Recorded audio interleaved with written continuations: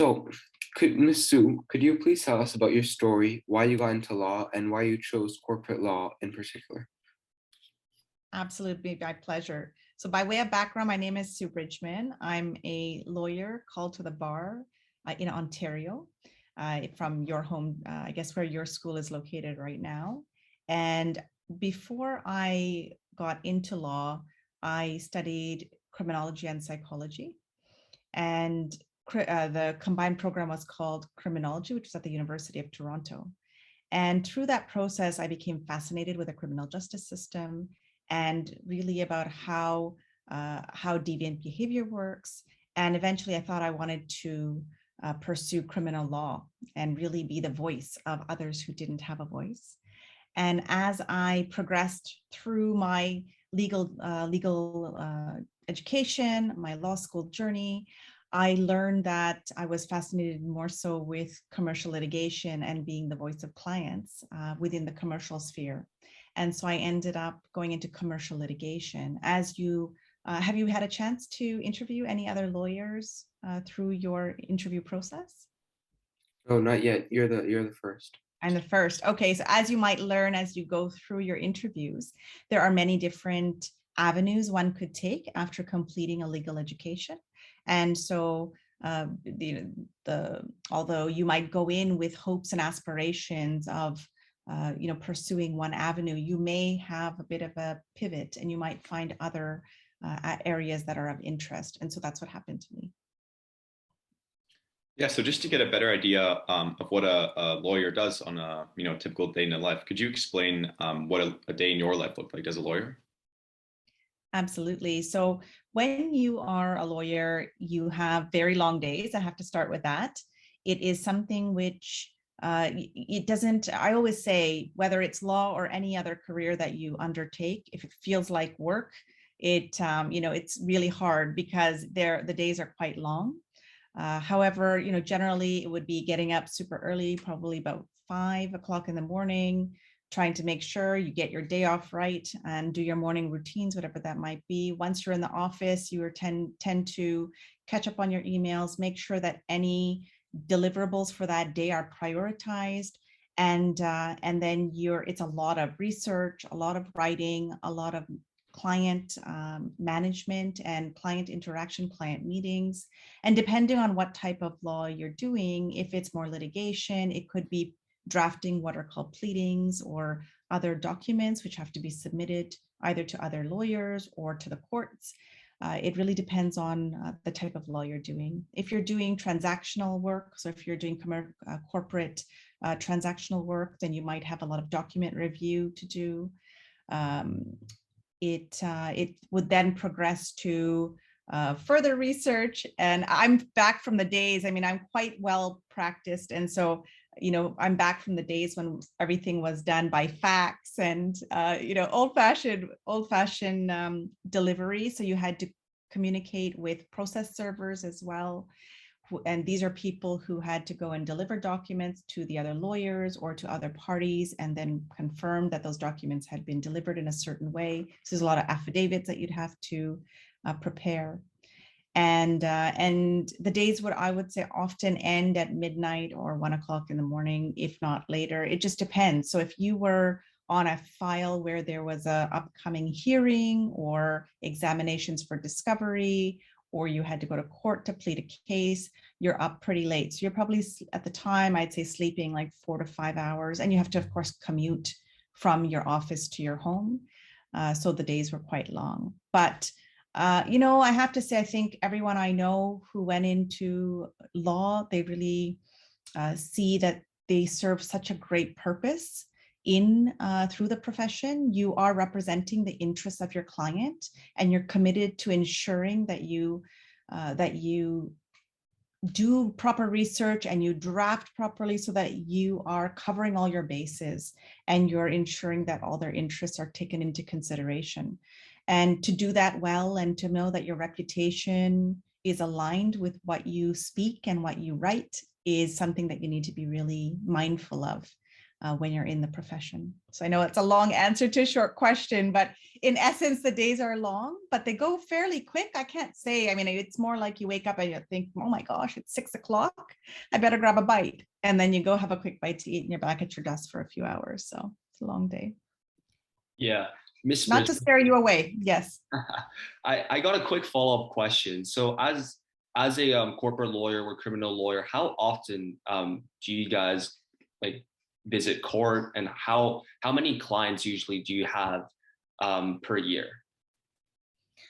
That is really challenging to answer. It depends on the size. So I'm not sure how much you know about how a legal practice runs, but there are small law firms, medium-sized law firms, and big law firms, and global law firms. And depending on what type of a firm you work in, you have different numbers of clients assigned to you as a lawyer. So if you're in a smaller practice, you may have that many more clients that you're running individually, and that many more files that you're running individually if you don't have enough people to support that practice. Whereas in a larger firm, you may have fewer clients, but larger transactions or larger matters that you're tending to. So I have to say, I mean, whether it's a small number of clients or a large number of clients that you're responsible for, the responsibility is immense.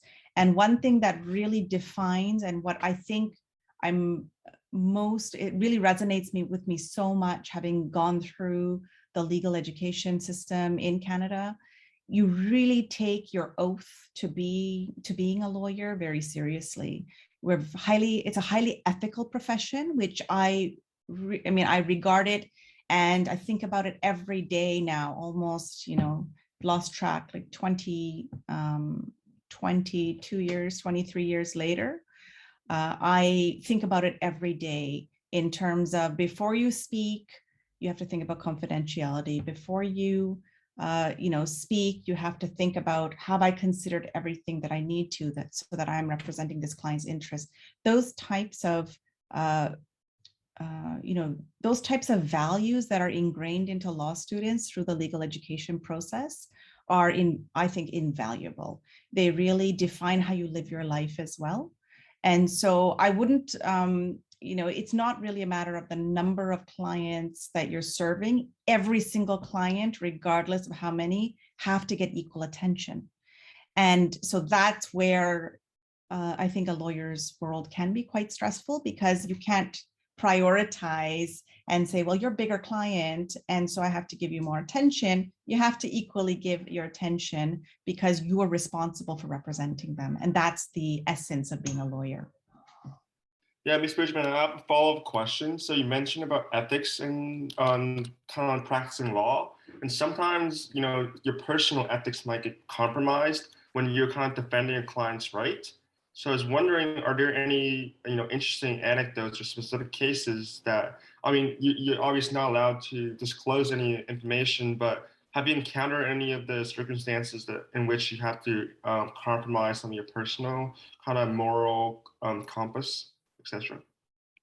Fantastic question. Excellent question.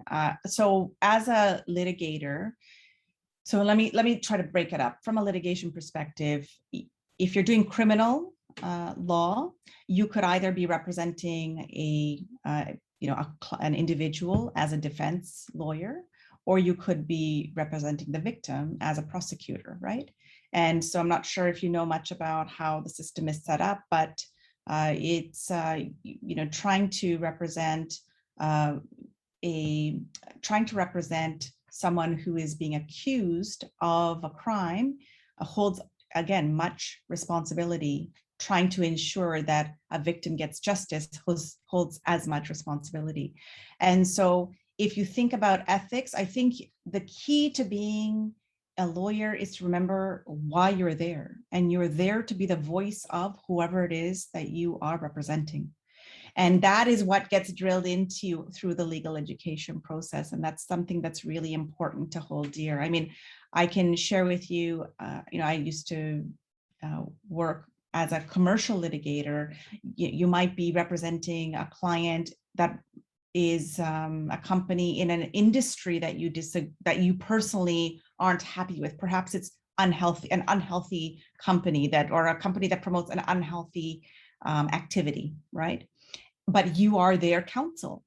You need to think of the fact that you are representing their interests in that matter, and that's your job. And if that's not the world you want to be in, then perhaps you need to either decline, if possible, decline the client, or you might want to ask that you be assigned to another file if there's a personal matter and you have an ability to be to request. But usually, if it's a larger firm, again, it depends on the type of firm, the size of firm that you are at, and whether there is someone else to take that matter. The other thing which is important to remember, law firms will do what's called a conflict check before they take a file on. And so if they're representing somebody with who has a conflict with an incoming matter, there is an opportunity for a law firm to agree or disagree to take a client on. So that's another way that that might shield you from doing certain cases. They might have a certain charter as to, these are the types of clients we're able to accept, or this client can be accepted or not. Again, there's a law society as well, which you might know of, which is the overriding governing organization. And the law society is a wonderful resource for lawyers to turn to if they need guidance on ethical questions, because it's not just about what clients to represent, but it's clients might ask for you to do something that's unethical. And how do you resolve that personally? How do you resolve that professionally? How do you resolve it from an insurance perspective? These are all different, layers of consideration before representing someone. Does that answer your question in a fulsome way? Yeah, for sure. Thank you very much. Okay, excellent. Yeah, Ms. Bridgman, I know you already mentioned a lot about your favorite parts of being a lawyer, in particular, the fact that you're actually going to make a difference to the client, and then the responsibility you have. So my next question is, are there any other parts about being a lawyer that you just makes you want to wake up every morning and all that stuff? I think when you see a client smile because you've done a good job, being a lawyer, it's not something where you necessarily will get a pat on the back, right? You really take great pride in doing your job well, just for the sake of doing it well. So when you talk about, something you really like, just knowing that you've studied so hard to understand how, whatever your expertise is, that you've studied so hard and that you are able to really represent a client well, that in itself is very rewarding. And I think what's important to know is it depends on the type of law that you're practicing. So for me, what I loved was when I was doing commercial litigation and I had to learn about my client's business. So, I used to do a lot of class action litigation, for example, and if I was doing class action litigation for, and I was representing a bank, then I had to learn everything related to, the banks, that arm of their business. If I was doing class action litigation, linked with,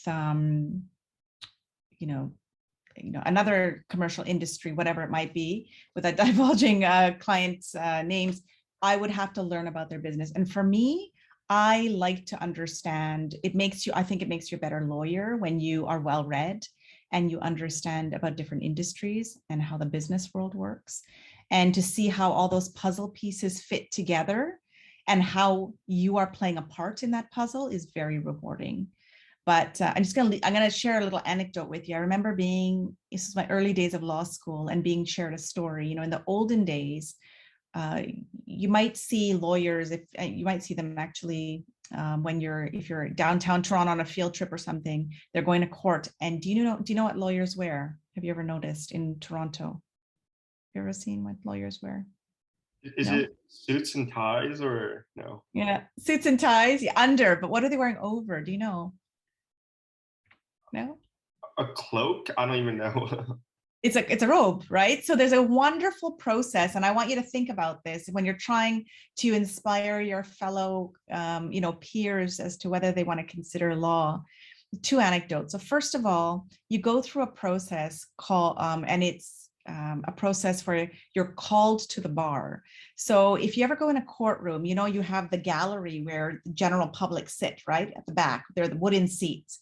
And then you have a place, and there are two tables, and you have the judge at the front or the master, depending on what court you're in. Then you have a jury, if there's a jury box right off to the side.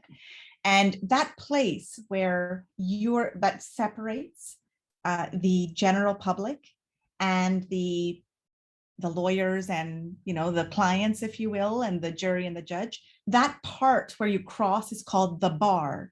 So when you are being, you know, when you're going through law school, your whole goal is to be called to the bar, which means you're allowed legally to cross the bar from the public domain to holding this huge responsibility and, you know, being a part of that beautiful profession where you are protecting rights and promoting rights.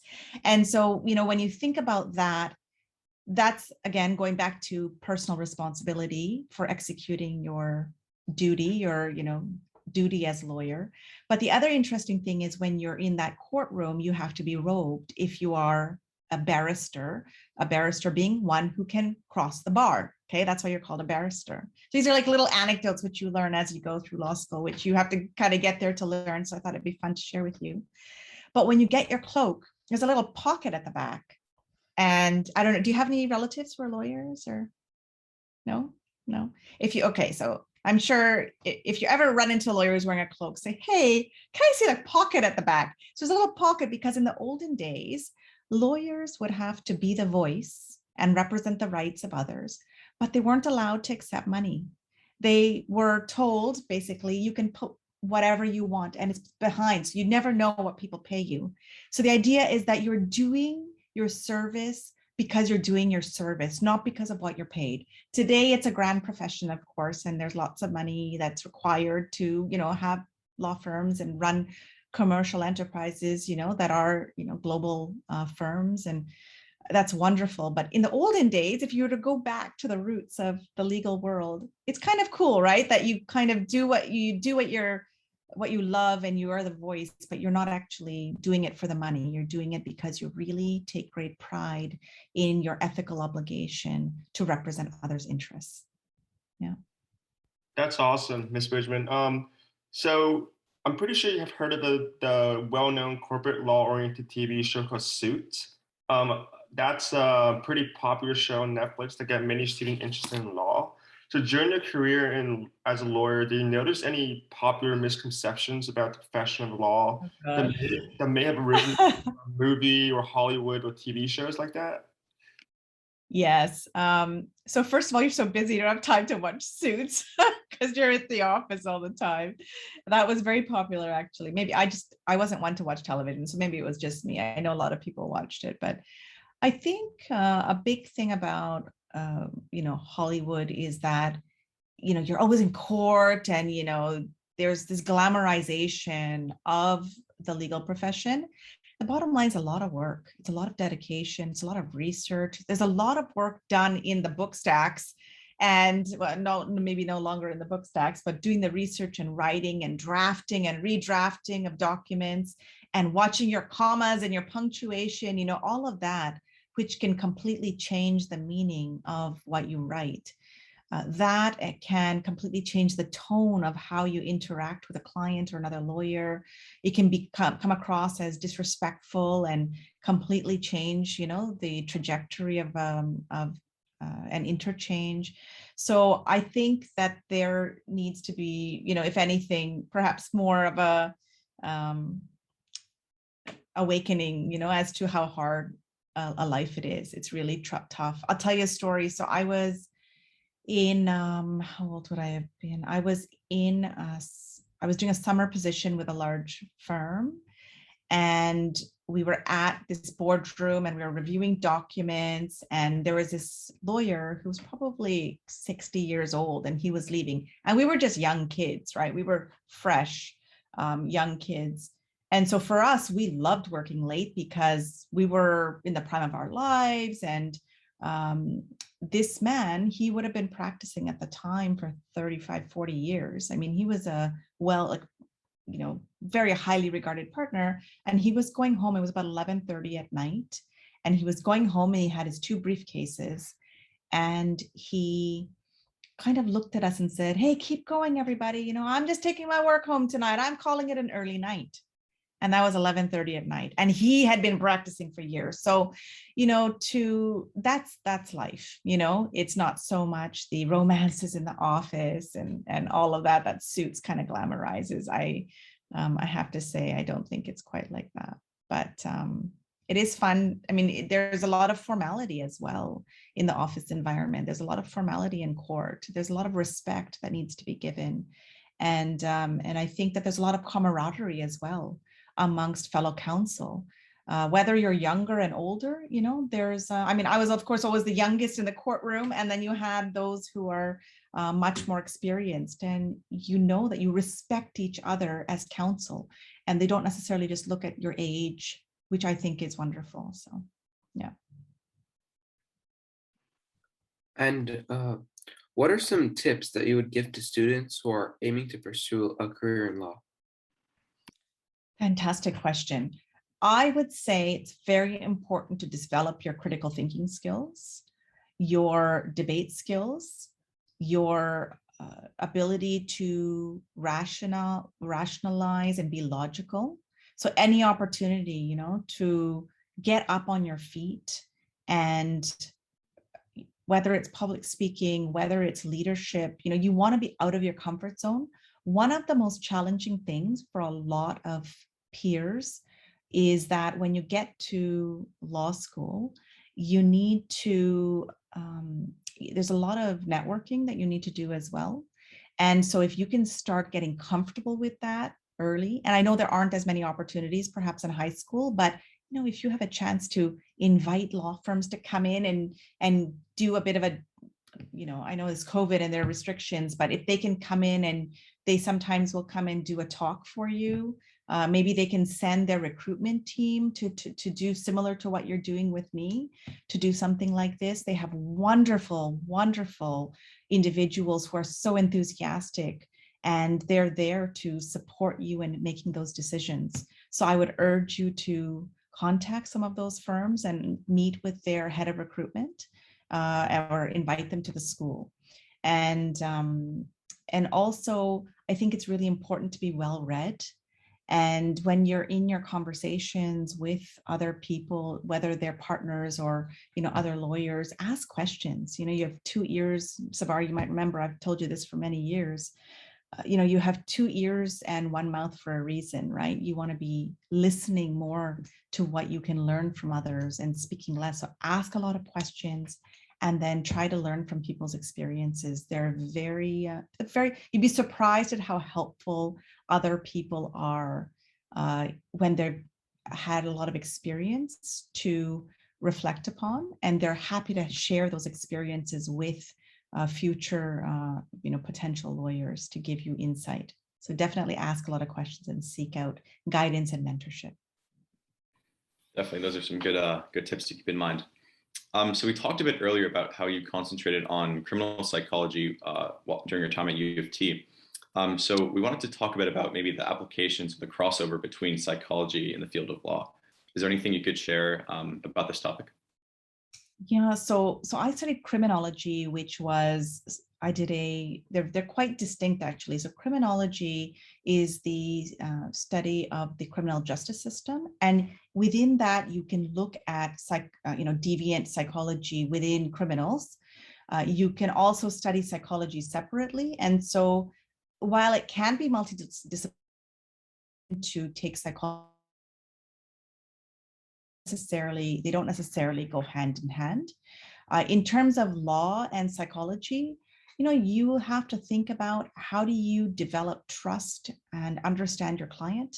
You have to understand, how do you serve your client, and how do you empathize with your client? So all of these are, if you wanted to do some independent reading, you could read up on, how to develop emotional intelligence and how to develop as understanding of the, the psychological, the way to psychologically connect with clients. I think that's really important.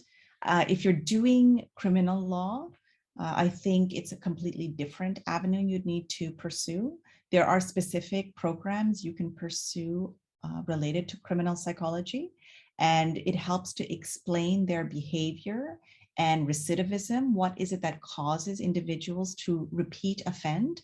So I did a lot of research, for example, on juvenile delinquency and juvenile recidivism. So I would go into youth courts and I would watch hearings, and it was quite interesting because we would track to see which individuals would come back to the exact same place a judge might have told them to not go, through their orders. And they would come back to the exact same place. And there's always a reason for that. There's a logistical reason or there's a psychological reason why they do that. And so that's another interesting way. If you have time, you can go and sit in court and understand and do some independent research. That's a wonderful way to learn about how the system works and how the psychology of criminal behavior presents in the real world. You can just go and, I did it for months and months. I would go and research in court when I was at university. And as well, I think if you want to think about how do you develop empathy, you really do develop empathy when you sit in court, because otherwise you're reading at it through textbooks and you're not necessarily seeing and hearing it from people. And that, I think, in order to be any kind of lawyer, you have to, if you want to be a litigator, I think you need to have a high degree of empathy. For transactional work, if you're going to go into corporate law, it's a little bit of a different scenario. And so I'm not, you might have to have more understanding, of course, of business transactions and how different securities commissions or other governing, regulating bodies interact, but that's not related to the psychology of intersecting with the legal practice at all. Yeah, Ms. Bridgman, it's so interesting you mentioned, how just sitting in the court, you can learn so much. So I was wondering, for high school students and quite frankly, any audience who's watching the show right now, is there a way for us to get involved? Are we, given the opportunity to sit in the court, or are we too young for that? Not at all. So now, again, I don't know what's happening during COVID, but from what I recall, courts are public places. And so if you'd like to, you could always contact the prosecutor's office, be hungry, get out there and learn. If criminal law is what you want to do, you can just call the prosecutor's office and explain that you'd like to watch. And you could try to ask, is there a certain day of the week when they might recommend? Because sometimes they have different cycles, like maybe they don't sit on certain days. You don't want to go there and kind of waste your time. So you could call and just ask either the defense counsel's office or the prosecutor's office. You can just look them up online. The numbers are all readily available. And so I think if it's an avenue you want to go down, trying to be proactive and, learn about how the system works. When you sit and listen to how court proceedings operate, you learn so much about, about the language, the formal language that's used in the courtroom, and how you can then see, how I've mentioned about how counsel, defense, and prosecutor are so respectful to one another, and how you'll see it's like a community. They all know each other because they're in court together every day. You also see external counsel coming in, other defense lawyers, who of course are coming in, and how they're representing the client. So you learn a lot just by observing. So when I used to go to court and sit, I was a university student, and in the beginning, I would just sit at the back and I would take my notes because I was there on a specific research project. And eventually, at the end of the hearing, you can go up. At the end of the court session, I should say, you could go up and just, say, can I have 2 minutes of your time? I had a question. I noticed that this happened. Would you mind explaining it to me? I didn't understand it. And they'll see that there's this really keen student who's there. And I don't know what's happening during COVID, but it's something you could look into. You could call and say, is it open? I'm only 13 or 14, but I'm really keen to learn. Can I come and watch? Is it open? And if not, okay, well, can I talk to you for 20 minutes and, try to get some insight on what it's like to be a defense lawyer or a prosecutor? Or if you're interested in commercial litigation, then you could look on the websites of the law firms and you can look at different fields of law and you could see, I would say recommend going for a junior lawyer because the senior partners, of course, are extremely busy, but you could perhaps either go to the recruitment officer for the firm and ask them to put you in touch with someone, or you could cold call and see if you could just introduce yourself through a voicemail and say, I go to Upper Canada College, I'm in grade 10 or whatever it might be, really interested in pursuing law. Could I do an informational interview with you for 20 minutes? I have some questions. Like the questions you prepared for today are fantastic, right? When you ask these types of questions in this environment, you learn a lot more than just looking at a website. It's much more in depth.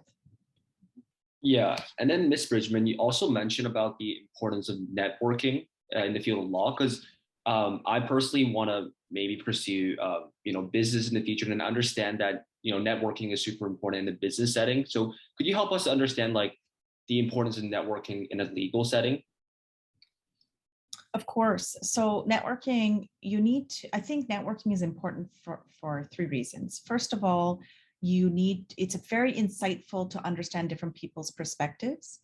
And I don't think, authentic networking is better than when you need a job and you're doing it at the last minute because you're viewed as almost, you're there and people know you're looking for a job. It's very transactional. Whereas if you're just a keen student and you're starting your journey now, people will be so impressed that, these young students are thinking ahead to their futures, and those relationships that you start building now will be furthered and deepened over the years. So, number one, it's very important, from that perspective, in terms of learning about different, experiences. I think, secondly, if you view it as a way to figure out what you don't want to do, so ask people those questions, as to what you asked me, what do you like, right? And I think the bigger question is, what don't you like? What is really challenging? Why would you perhaps steer somebody away from this? And then you can reflect and think to yourself, okay, is that something I can do for 10 or 20 years of my life? Is that something I want to commit my life to? Because it may not be aligned with your personal values or your lifestyle. So that's a good way to, get that insight. And then thirdly, a lot of networking has to do with practicing your communication skills. And if you can be impressive in how you communicate, it's not just a matter of being impressive to that individual. When you're in law, you are having to interact with clients, and those clients need to be impressed by you. Those clients need to be, have faith that you as a junior lawyer on a file not only have a brain and are able to read and write and research, but that, you're fun to engage with. So if you can show that through, having a coffee with someone, you guys don't drink coffee yet, but, maybe having a soft drink with someone, whatever it might be, you're showing them that you have soft skills, which, it's not something that's easily learned. It's very hard for law firms to teach soft skills. And I think that's one of the greatest differentiators between the strong lawyers and the ones who build a big practice. In the end, lawyers need to build a practice. And the way you do that is by having obviously being a very smart, lawyer, but also having strong communication skills contribute significantly to building a practice, because you are your reputation and your book of business, which is something that you work towards developing over your time with a law firm. So those are the three reasons why networking is so important. Yeah, thank you so much. So we understand that, you now work at Speak Fluence Global. We were wondering what prompted you to switch careers from, a more law-oriented kind of track to like, founding a institution or company of your own? Absolutely. So for me, it was very much going back to my passion. I was a litigator, so I wasn't so as I mentioned before, you can have a transactional lawyer or you could have, litigation. So barrister and solicitor are the two different roles that lawyers can play, or the two different functions that one might choose. If you are a litigator, you are the voice of your client. And for me, it was fantastic. I was very proud to represent a variety of clients, all within the commercial sphere.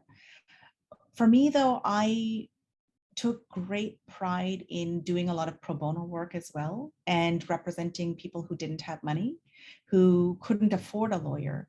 And what I eventually learned is if you can empower other individuals to have a voice, to represent themselves earlier in life, and perhaps even, from your age, right? If you can be inspired to have a voice from now, then there is great potential in those individuals becoming future leaders and really making a difference in this world for others. And so that's how Speak Fluence was born. It was really a matter of giving a voice to others much earlier than having to rely on lawyers later because they didn't have a voice of their own. Does that make sense? Yeah. Yeah. And so for me, I didn't, it's a beautiful story. I didn't go looking for a job. I created Speak Fluence out of passion, and it was a passion project, which really started out of, trying to find something similar like this for my children. And I wanted my children to have, of course, you can sense that I am very passionate about voice and empowering others to have voice. And I realized that this was not something that was readily available and accessible in the form that I wanted. So there were very traditional public speaking programs that were out there, but nothing which groomed individuals to become future leaders and to develop vocal image. Vocal image. So, you might be sports people, you might be techies, I'm not quite sure what you're all into, but vocal image is a concept which, Savar will know well. It's really about how are you perceived when you open your mouth, right? How are you perceived as an authoritative, well-read, well-structured, persuasive speaker? Or are you viewed as someone who's unsure of what they think and are, dilly-dallying and not really able to present themselves with confidence? Because those are the skills, if you think about the fact that artificial intelligence is coming to bear, if you think about the fact that technology is really, overtaking a lot of the human skills that are out there in the marketplace, the one skill which is not techified, if you will, as yet, is your communication skills. And providing this type of skill set from a young age, it's kind of like riding a bike. If you can develop Speak Fluent skills from when you are, even 4 and 5 are some of our youngest students. If you can do it early in life, it's kind of like playing the piano, riding a bike. You do it when you're young and it's with you. And it's literally a switch which you can turn on and off. So Speak Fluent started as really, as I mentioned, a passion project. It was supposed to be 10. I thought, let's just put it out there. For 10 days, we had 170 signups, and it ballooned, and it was literally a snowball effect. And we've been in, dozens of schools. We're online, and it's taken on a life of its own. And I can't say I work. I feel like I play, because it is so rewarding to see thousands of students being empowered to be persuasive speakers and to speak with influence. A lot of people think fluence is fluency. It's not. It's how do you speak with influence? How do you make an impact in this world as a leader? And how do you actually shine on a global stage with something you're passionate about? So when you're, if there's one thing I could leave you with today, it's don't just work for the sake of working. Work and do what you're passionate about, because then it's not work. Yeah.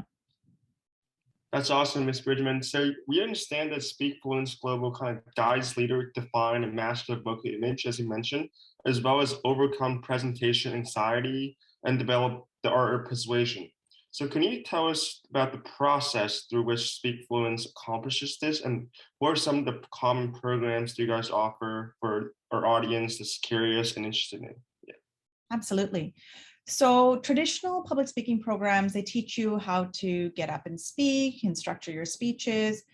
Speak Fluence is known for its holistic program. So a big component, and you would know this because Upper Canada College is very much positive psychology driven. We've actually, visited the campus before and spoken with your various leadership team. And what is amazing is when you integrate positive psychology into a program like Speak Fluence, which is what we've done, it delivers results, because you not only look at your content, there's 3 skills that you're looking at: your content, your vocalization and delivery in terms of the vocal physiology, and the third is your nonverbal communication. And when you divide it up in a real structured fashion that way, it makes it very easy to learn. And the third element, the nonverbal communication, a lot of people, actually, I'm going to ask you a question. When you're speaking, Savar, you're not allowed to answer this, which of those 3 elements, what you say versus how you say it, the vocalization and the nonverbal, which do you think is the most important? I feel like nonverbal is pretty important. Yeah. Nonverbal, yeah. What about you, Matthew? What do you think? The words you're saying, the voice you're using, the nonverbal? I would say the voice, personally. The voice. So the delivery in terms of the vocalization. Yes. Yeah. Nicholas, what about you? I think I would say nonverbal as well. I think I read somewhere that counts for a big portion. So it's fascinating. If we've surveyed thousands of people, and most people believe it's the content or the voice, right? But if you look at the actual psychology of the audience, so you are my audience right now. If I look at, how do I best resonate with you or anyone else who's listening to me? Content is only 7%, but it's extremely important. It's about 7%, but it has to be extremely well structured and persuasive and vocabulary, etc. The rest is 93%. Your vocalization is about 38%, and your nonverbal communication is 55%. So Speak Fluence, we do all 3, but a big part of Speak Fluence is the nervousness formula, the anti-nervousness formula. So it's how do you overcome your nerves? And we have very structured, specific exercises which are tracked, which help you decrease your heart rate when you're nervous so that you can focus on delivering your content. And of course, focus on your vocalization. And the idea is that you learn how to think, write, and speak in an organized fashion. Eventually, the writing falls away. And so you can go from thinking to speaking for extended periods of time without scripts. So if you could imagine, most people, when they're doing presentations, they're reading, but what you're automatically losing, right? Your nonverbal communication, because you're reading. So what we want to do is have you focus more on your delivery, on your nonverbal, your nonverbal delivery and your vocalization, because that's 93%. But of course, your 7%, your content has to be stellar. Thank you. And what are some tips that anyone could implement to improve their public speaking skills? I think it's really important to think about the psychological perspective. So Speak Fluence, in addition to focusing those 3 elements and how to reduce the nervousness and the anxiety within an individual presenter, we look a lot at how do you engage the neurochemistry of your audience. So most people, I'm sure if I asked each of you, when you're presenting, you're worried about what am I going to say? Are they listening, right? Like, are they getting me? But people aren't always looking around thinking, are they getting me? Do I have to adapt?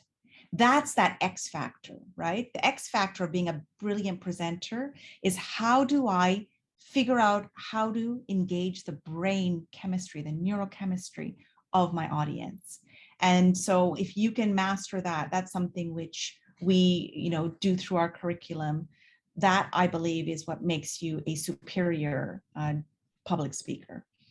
The other thing to really consider in terms of immediate way to improve your public speaking skills is seek out opportunities. So whether it's being a part, UCC has a brilliant debate team. I'm sure you have a fantastic MUN team. I know Savar, you did very well with the team last year, if I'm not mistaken. It's so important to make sure that you seek out opportunities and don't just participate.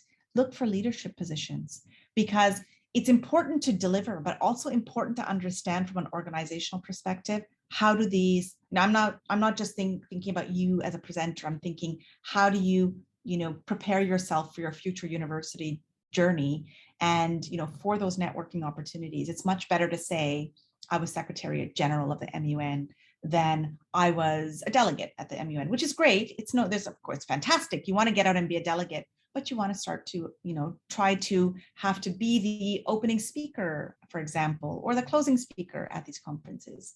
You want to really try to find unique opportunities to speak and practice get out of your comfort zone is I'd say the number 3 way to really improve your public speaking skills. Push yourself. You don't want to do something, do it. You feel like, oh my gosh, I can't handle 500 people, do it. Don't ever say no to an opportunity.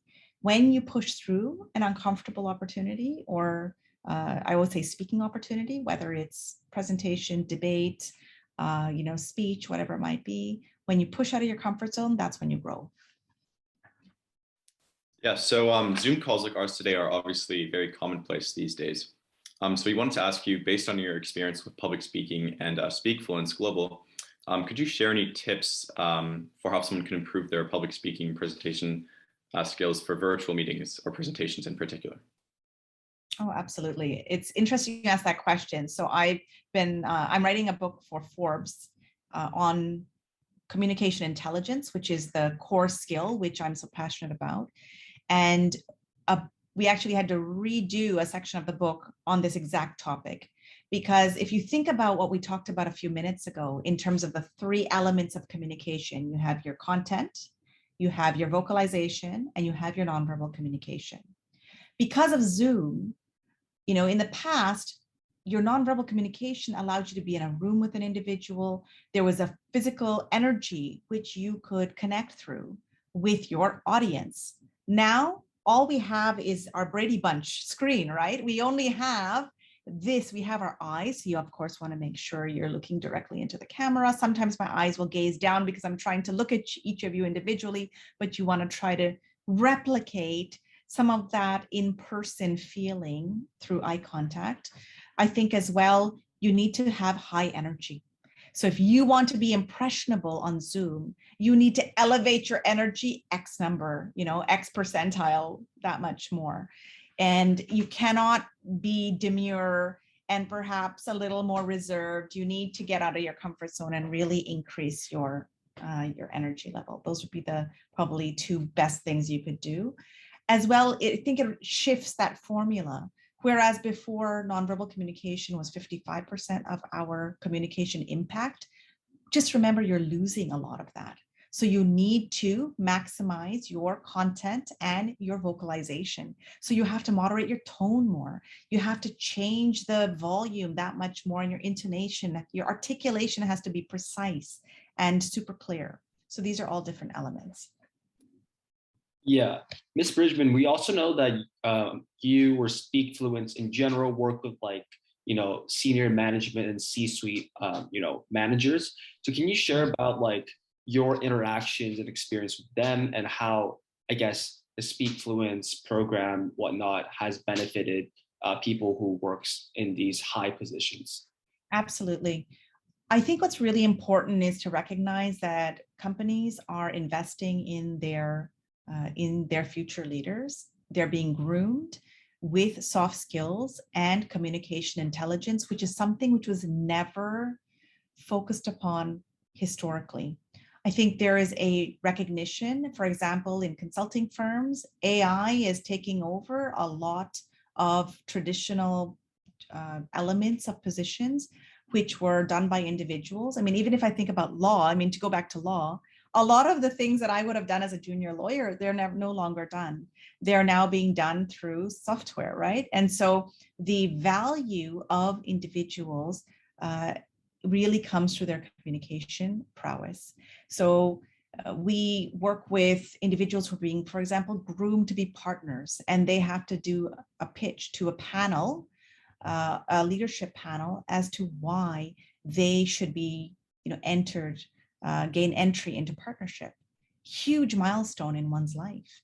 And often if people are turned down for partnership, and they are perhaps being groomed to give it another try just because they have great value, but they didn't deliver properly, they would be sent to us, and we would, help them develop and nurture that pitch.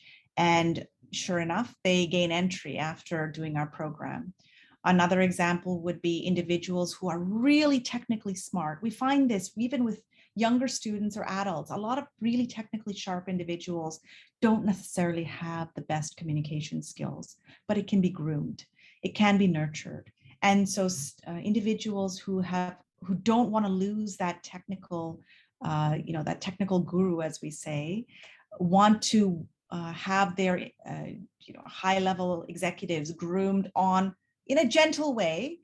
How do you nurture those skills which are going to help them develop more trust and connection with the clients? Because then the book of business grows, and then that you get allegiance and from the client to go forward and continue the relationship.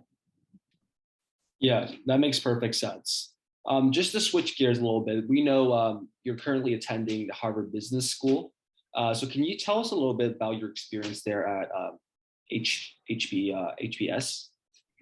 So, Harvard Business School is a program which I do I try to do it on an annual basis, because I'm a mother of 4 in addition to having Speak Fluence, and I sit on a number of boards as well. And so for me, it's not something that I can do full time. It's something I do through an organization that I sit on the board for called Young Presidents Organization. And, it's whether it's Harvard Business School or whether it's another business school, or, INSEAD or London Business School, or, UPenn, whoever it is that you do these programs through, what's really important is that you don't stop learning. And for me, I could say, I've done law school, I've practiced, I've built my business, I've stopped, I'm grown up. I highly encourage you to be a lifelong learner. If you can kind of tuck that away as a piece of advice, whether you are, don't view learning as a chore, view learning as a journey. And when you do that, for me, Harvard Business School has given me frameworks to apply to my business. I operate differently because of the various cases. It's a case study driven system or method where you analyze cases, you learn about financial analysis, you learn about, how do you manage, employees, you look at succession issues, you look at ethical issues. There's so many different topics that you can cover. How do you scale your business? There are a variety of topics that you cover, but they're all done through a case study method. And it's very effective because you see how other organizations achieved what they did, the hurdles that they had to overcome, and then you learn through their journeys. And often you'll have the company and the protagonist in that case come and speak and share their experiences, and it's absolutely, unparalleled experience. All right. And finally, if there are any book recommendations you have for students our age relating to law or not, what would they be? Wow, wonderful. You can see I have a lot of books behind me. I'm an avid reader. I'm just trying to think of which one I would recommend. Well, I'm not going to give you a law recommendation. I think the interesting thing to think about law is that you can, unlike medicine or some other professions where you have to have certain requirements to go into that profession, the wonderful, like engineering, for example, you have certain requirements. The wonderful thing about law is that it brings together individuals from all different disciplines. So I'll give you my background. I started thinking when I entered at University of Toronto, I was sure I was going into a biology and psychology combination because I wanted to go the psychiatry route. That was, my passion at the time. I've always had a psychology interest, but I wanted to take a scientific approach to it. As I went through, I discovered criminology and thought, oh my gosh, this is so brilliant. I would spend till 1 o'clock in the morning at Robarts Library until it closed. Whenever it was that it closed, they'd kick me out. And then I'd take the subway back home. And, I didn't live on campus, so I was a commuting student. And, for me, to know that you need to expand your mind in high school and university, read philosophers, read about political science, read about, maybe look at the university you want to go to and look at the different areas different areas of law, the legal courses that are offered, and see what books can you link back to that area. But you need to know, you'll have people come in with an engineering background into law because they want to do law and then go into intellectual property law. You'll have individuals come in with a business background and go into law because they want to go into commercial, transactions. You'll have someone like myself who did criminology, psychology, go in thinking they want to go into criminal law and then go to commercial litigation. You can pivot when you get in. So I would just say, expand your mind. If there's a book, I would rather guide you more to psychology and have you read Growth Mindset. It's called Mindset by Carol Dweck. And it's all about believing that you can keep learning and learning that if you can really understand how neuroplasticity works in the brain, then you can continue growing as an individual and growing your skills. So don't focus on reading law books, okay? Focus on developing skills that will make you successful as a lawyer. So Growth Mindset by Carol Dweck. And the other one book that I absolutely love is called Grit by Angela Duckworth. If you haven't read it already, amazing book, because it really talks to you about how you need to be gritty, how you need to have a passion and persevere through, challenging times. So for me, my concept is communication grit. And I am passionate about teaching people to not give up when it comes to nurturing their communication skills, because your job as a future leader is to know that you might be uncomfortable. I mean, do you ever get comfortable? Tell me a little bit about you guys. Do you get uncomfortable when you're speaking with audiences, or are you fairly comfortable? Yeah. So me personally, I don't think I have like much trouble like speaking to a large crowd, but when I get uncomfortable, like sometimes during like small talks and stuff like that. Yeah. Like Okay. for example, like 20 guys and then like just small talk and all that stuff, it can get a little daunting for me personally. Yeah. Yeah. Okay. Nicholas? Yeah, I'd say big crowds as well. I feel like yeah, kind of like big crowds kind of make me nervous sometimes. But yeah. Okay, fantastic. Marshall? So for me, if I'm speaking to like a group of people that I don't know at all, I actually feel better. But if I speak to like people that I know and like who are like, let's say, older than me and stuff, and I respect them, that's gonna make me a lot more nervous, just because I actually care what they think. But if I'm speaking to like a unknown crowd, probably like treat them as audiences, and I probably won't care like how much they think. Yeah. Yeah, that's called the fear of self-judgment. And so when that comes in, that actually causes the cortisol within our body to rise. And so what we want to do is take that down through, some of the exercises which we are able to share. You can decrease that cortisol, and then you can, be more comfortable in those situations. And what about you, Savar? How are you doing with your interactions? Not anymore. Not anymore, right? So why don't you share with everyone, because you've been through Speak Fluence, what was it like when you started and what was your journey like? Sure. So I think I joined Speak Fluence when I was around 12.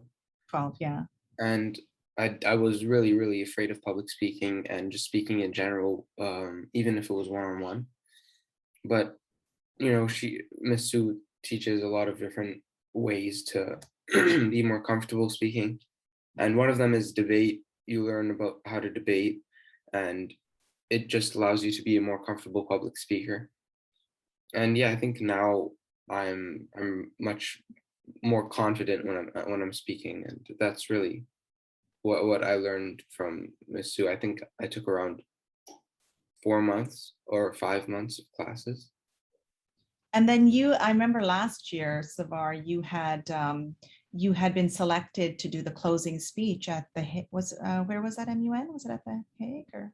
Yeah, it was in the Harvard Model Congress in Europe. In Europe, that's right. I think it was supposed to be in Madrid, but it was obviously online. right? Yeah, I submitted an application to be the closing ceremony speaker for that conference, and I ended up getting selected. It was a 3-4 minute speech in front of around 150 people on a Zoom call. But Mhm. I mean, I had no problem doing it, and it worked out well. Which is huge, right? So I would encourage you, I mean, we do this with our students, but you can do this, independently as well. What we want you to do is really become more comfortable, not just speaking, but speaking for extended speech lengths and having less preparation time. So if I think about Savar now, he could prepare a speech, I'd say, if I gave you a topic within 15 minutes, you could prepare a speech and do it with confidence. It probably took you longer to do the HMC speech because it was longer, but it's something you should be able to do and be structured and really, almost, I'm not going to say robotic, but instantaneous in your ability. Developing that skill is priceless. Like, it is something which no one, if you learn it, no one can take it away from you. And it is something which, whether you want to be a lawyer, whether you want to negotiate your salary someday, whether you're interviewing for a job or whether you're interviewing for law school, you're interviewing for an internship, or whatever it might be, no one can take that skill from you. And you can't, I always say, you're trying to beat the bots, right? You always want to develop skills that bots can't master quite as yet. So it's the one skill. Your communication intelligence is something which I like to say is your personal currency, but you can't do it without this grit, which is why I bring you back to this book called Grit.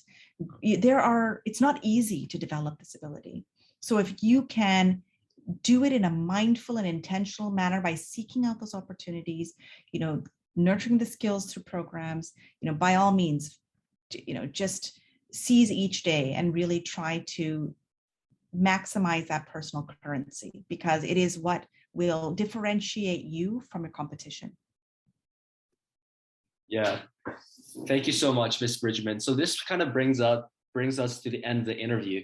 I know I can speak for everyone here in our audience that we really learned a lot from your personal experience and your walk of life. So we really appreciate your time, and zooming in from Dubai, of course. So thank you so much, and we hope that we can keep in touch and then spread the great things, Speak Fluence, and your daughter's AI program around the UCC community. Absolutely. Happy to support you in any way. And please say hello to your fellow teachers, Mr. Cowie, if he's still there. Please send my regards. And if anybody has any questions, you're welcome to share our email, and we'll be happy to answer any questions anyone has. Sounds good. Have a great day, guys. Bye-bye. Thank you. You too. Thank you. Bye.